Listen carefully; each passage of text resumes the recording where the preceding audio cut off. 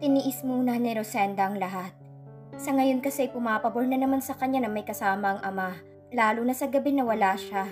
Bukod sa katotohanang mahirap nga naman ang mag-alaga ng may sakit, lalo pat hindi ka ano-ano.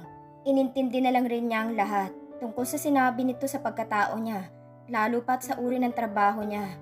Mahirap ang pagkatiwalaan ng galawan sa loob ng club, pero ang hinanakit at galit sa kanyang katipan ay unti-unti nang naiipon. Pero nagulat si Rosenda. Makalipas ang ilang oras sa labas, pagbalik ni Russell sa bahay ay kasunod din ito ang kanyang ina at dumiretso sa kusina at may dalang bigas. Si Russell naman ay sumunod sa kanya sa silid nang pumasok siya. Tumabi ito sa kanya sa papag. Babe, sorry ha. Pagpasensyahan mo ng nanay ko. Baka na-stress lang kanina. Hindi ko kasi naubutan ng panggastos niya. Natalo kasi ako sa pusta. Sabi ni Russell na medyo may himas-himas pa ng braso at likod niya. Likas na malambot ang puso ni Rosenda. Madaling magpatawad ang dalaga. At lalo naman madaling lambingin o sabihin na nating madaling utuin. Lalo pat sinasabayan ng mga lambing ni Russell ang bawat paghingi ng sorry. Maaaring may mga pagkukulang ito o kung minsan nakakainis na talaga kung manakit. Pero first love, first boyfriend at first lahat ni Rosenda si Russell. Kaya naman tulad ng mga nahihibang sa pag-ibig, isa si Rosenda sa mababanggit. Mahal niya si Russell.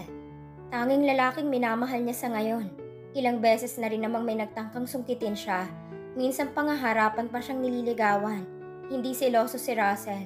Kaya naman nakakalusot ang mga ito. Minsan nga sa club ito pa ang tumatanggap ng regalo. Bilin pa sa kanya kapag may halagang bigay tanggapin niya. Pero kung bulaklak lamang ay i-reject na lang. Wais lang daw sabi ng katipan. Alam ni Rosenda na parang may mali. Nararamdaman ng dalaga na parang may mali. Pero sa ngayon ay binubulag siya ng pag-ibig. Kapag umaabot na sa punto nagkakaroon na siya ng pagdududa, ay kinukutongan siya ng puso niya at sinasabing mahal mo ang taong yan, Rosenda. Kaya nauuwi na lamang si Rosenda sa pagsasabing, mahal kita, Russell. Kaya uunawain ko ang lahat. Kaya again, ang paghingi ng tawad ni Russell ng dapit hapong iyon.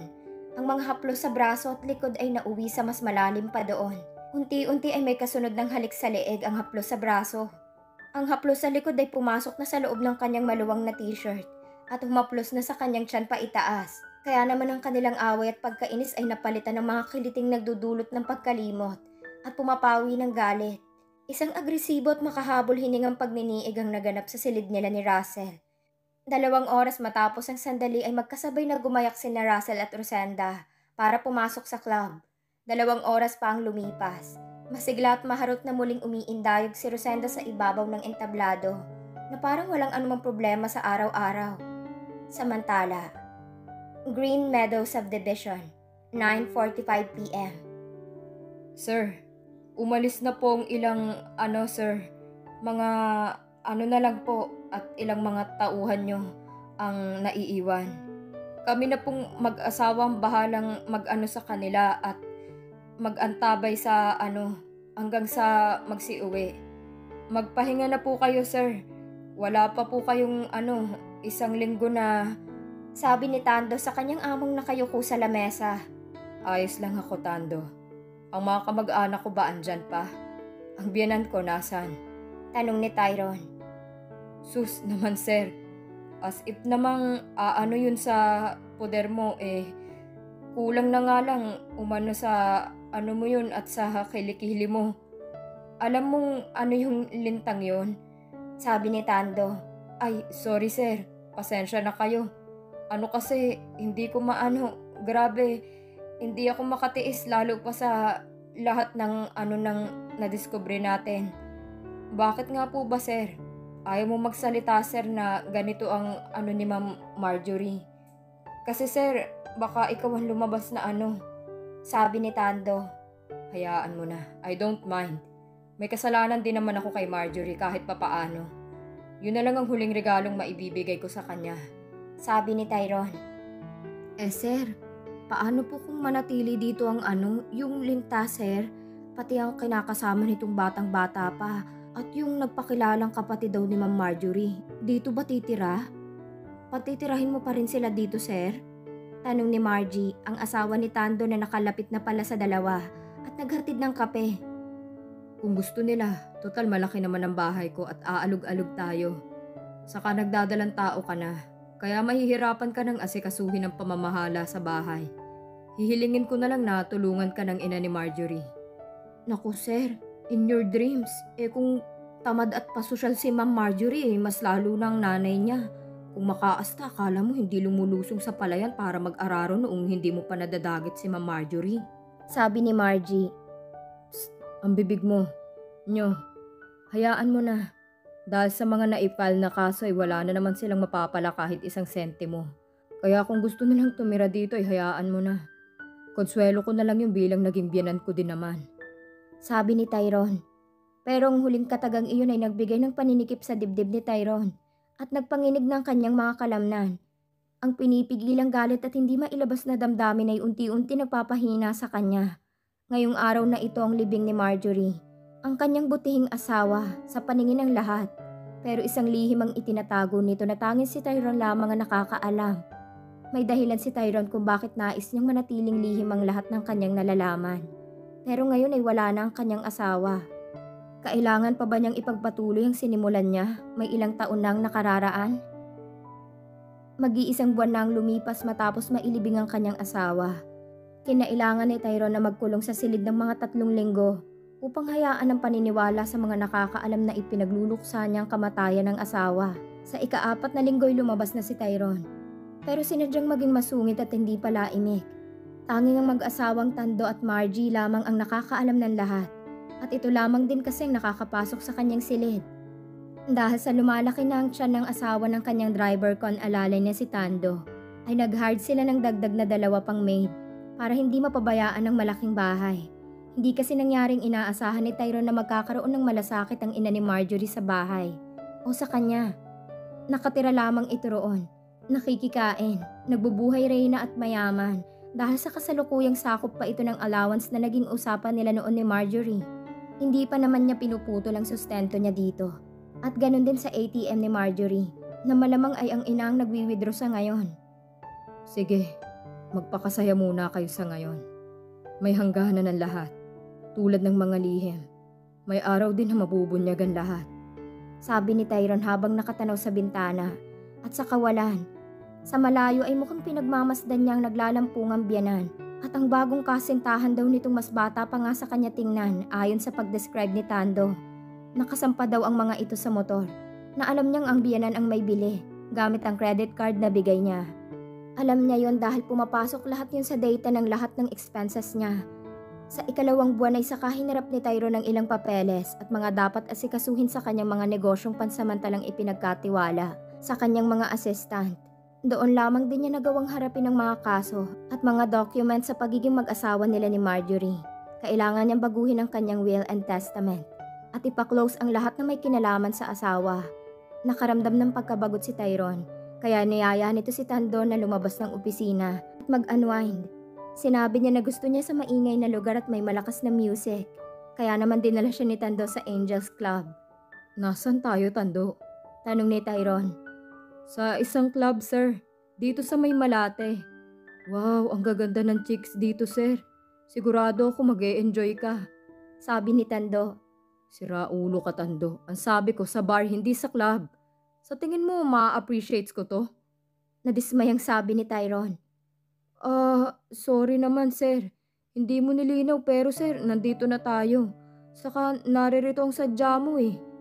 I-enjoy mo na lang, sir. Kapag nabagot ka, saka tayo lumipat sa bar. Ang gaganda ng chick, sir, oh. Kilalambot gumiling. Sabi ni Tando. Nako, mukhang ikaw mag-e-enjoy at hindi ako. O siya, tara na sa loob at nang matapos na to. Gusto ko lamang malibang. Sabi ni Tyrone. 3 oras bago magbukas ang club. Nagpatawag ng meeting ang may-ari ng club. Ayon kay Boss Genesis, big night daw mamaya. Kaya kinakailangan tumable ng lahat. Nagtaas ng kamay si Rosenda na hindi siya pwede. Pero binalaan siya ng may-ari na hindi na siya papayagang sumampa pa sa entablado kapag hindi siya kasama sa mga tumable. Bukod doon, ay hiniling din ng may-ari sa lahat na siguraduhin nilang makakabenta ng maraming ladies drinks. So ang ibig sabihin nun maging mas malamig sila sa customer at mas manguto pa. At kung may mag-take out pa daw sa kanila ay payment first. Kinausap ni Rosenda si Russell ng gabing yon na baka hindi siya makasampa sa entablado ngayong gabi. Dahil sa ginawang bagong policy ng may-ari ng club, desidido na si Rosenda na hindi sasampa. Tsatsagain na lang niyang kikitain sa paglalampaso ng sahig. Ano? Big night ngayon, babe. Nababaliw ka ba? Maraming tao mamaya at balita ko kay boss may mga politiko dito mamaya at dito daw magse-celebrate ng kaarawan. Malay mo ikaw ang makursunadahan. Sabi ni Russell. Pero ayoko tumable, babe. Saka na lang ako sasampa ng stage kapag hindi big night. Reklamo ni Rosenda. Tiba-tiba tayo mamaya nito, babe. Kaya sundin mo na lang si boss. Sabi ni Russell. Babe, ipinupugaw mo ba ako? Puno ng hinanakit na sabi ni Rosenda. Isa si Russell sa bukod sa respeto sa sarili ang dahilan kaya ayaw niyang tumable. Nire-respeto niyang kahihiyan ni Russell. Nakasama pa naman niya sa trabaho. Alam niyang pakiramdam ng medyo mahihipuan at mababastos ang kasintahan ng mga lasing. Pagkatapos ay tititigan na para bang hinuhubaran ng kasintahan. Pero bakit ganito si Russell? Bakit mas mahalagang pera para dito? Tanong ni Rosenda sa sarili. Bagamat hindi naman maisatinig o maitanong kay Russell. Pero si Russell mismong nagbigay ng sagot. Bugaw? O edi tawagin mo nang ganun. Pero practical tayo, Rosenda. Hindi tayo makakaipon pang pakasal sa pagsasayaw mo lang ng halos napupunta sa gamot ng tatay mo. Kailangan mo ng extra pang kita. Paliwanag ng kanyang kasintahan. Pero mababastos ako nun, Russell. Mahihipuan at kung ano-ano pa. Sabi ni Rosenda. Ano naman? Para yun lang, hindi ka naman na inosente. Sus, huwag mo akong intindihin. Alam mong hindi ako seloso saka trabaho mo yun. Iisipin ko na lang malaking tip yun pagkatapos. Sabi nito na pinaglandas ang daliri sa braso niya. Saka bakit ang arte mo naman para konting himas at chancing lang yun? Malayo sa bituka yun. Saka alam natin lahat na mas may maganda pa sa'yo. Kaya maswerte ka na kung makakaisa ka ka-table ngayong gabi. Sabi pa ni Russell na pakiramdam ni Rosenda ay may kasama pang pangiinsulto. Sa banyo dumiretso si Rosenda matapos ang usapang yon. Bukod kasi sa iniisip sana niyang kapakanan ni Russell, labag din sa kalooban niyang lahat. Ultimo nga ang pagsasayaw ng luwang-luwa na ang katawan sa kasuotan ay labag sa prinsipyo niya eh. Si Russell lang din ang nagtulak sa kanya gamit ang kunwaring pagtatampo nito at ang pangungonsensya sa kalagayan ng ama. Ngayon naman gamit nitong planong pagpapakasal. Oo, pangarap niyang makasal at makapagsuot ng magandang trahe de boda. Pero bakit dapat siyang magsakripisyo? Iniyak na lamang ni Rosenda ang frustration at disappointment sa nangyayari. Pagkatapos ay unti-unti nang lumalalim ang galit sa puso niya para kay Russell. Pakiramdam na niya hindi siya totoong mahal ng lalaki. Ginawa lamang siyang gatasan. Ginawang uto-uto at higit sa lahat ay ginagawang tanga. Sa namumuong inis at galit ni Rosenda sa kasintahan, ay nagtungo siya sa opisina ni Boss Genesis at sinabing hindi muna siya magsushow ngayon. Maglilinis na lang siya ng sahig at ng CR. Pero dumagungtong ang galit ni Boss Genesis. Anong kalokohan to, Rosenda? Ngayon ka lang magsasabi kung kailan gabi na. Sinong isasalang ko sa stage ngayon? Ikaw ang hinahanap ng mga tao. Galit na sabi ni Genesis. Pero kasi, boss, ayoko talaga tumable. Katwiran ni Rosenda. Ano bang iniaarte mo dyan? Payag naman si Russell ah. Saka hindi na pwede kasi nag-advance yung kaninang hapon. Kailangan daw ng gamot ng tatay mo kaya binigyan ko na. Kaya kung tutuusin, ay bayad ka na sa sayaw mo ng kalahati. Ho? Nag-advance na si Russell? Pero kapag hindi ka sumampa sa entablado at tumable na rin, Rosenda, hindi ka na makakapasok at makakaapak sa club na ito. Ultimo pagiging janitress mo, bawal na. Gusto mo ba pati si Russell mawalan ng trabaho? Huwag niyo akong subukan. Banta ng kanilang boss. Naiiyak na lamang si Rosenda sa kapalaran.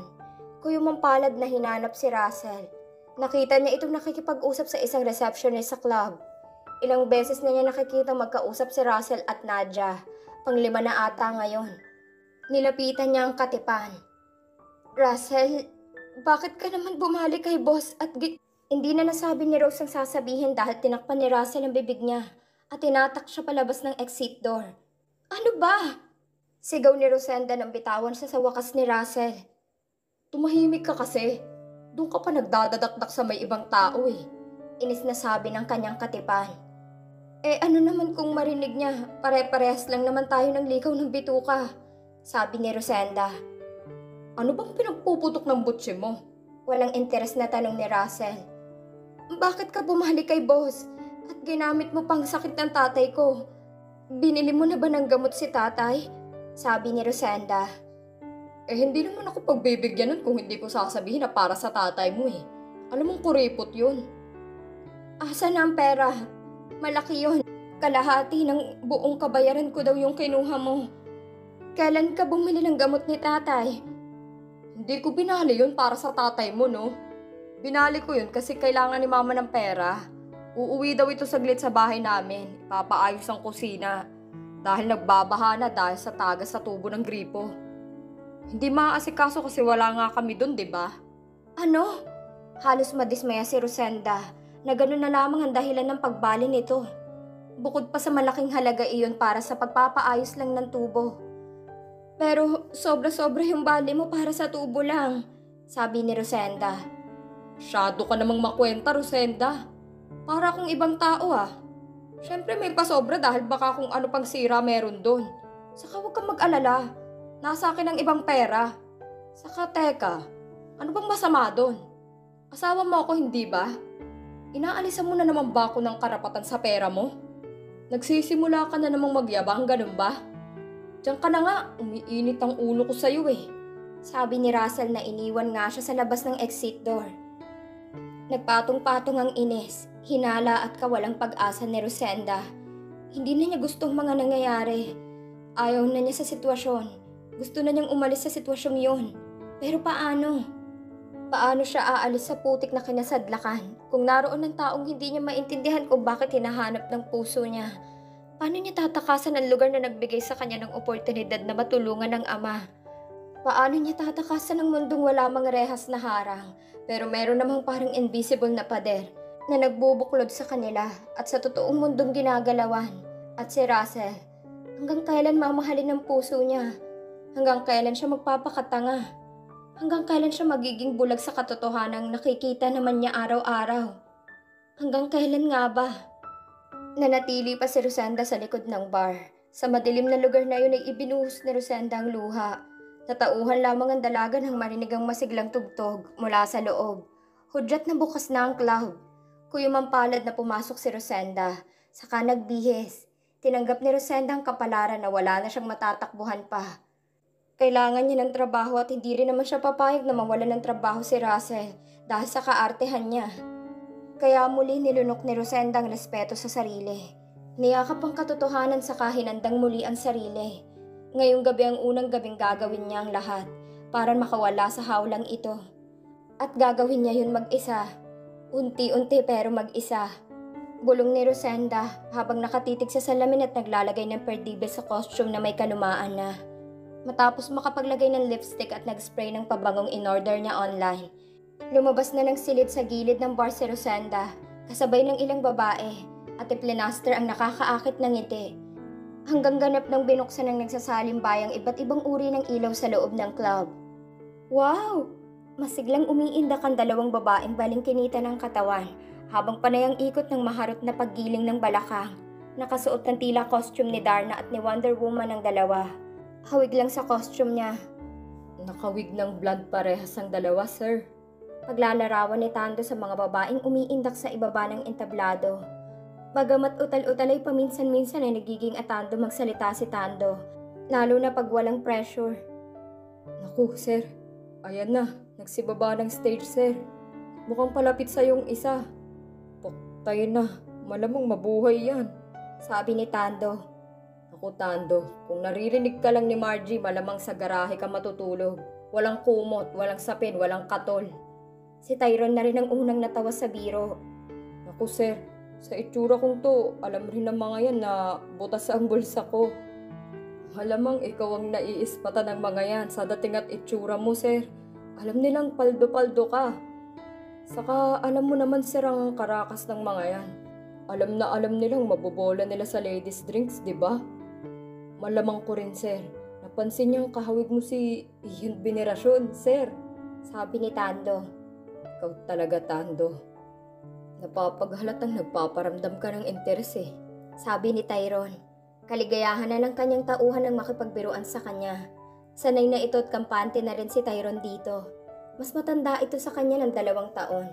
Pero dahil maliit na tao ito ay nagmumukhang mas matanda siya dito. O siya, sige na. Pagtapos ng show, kumuha ka ng 2 babae.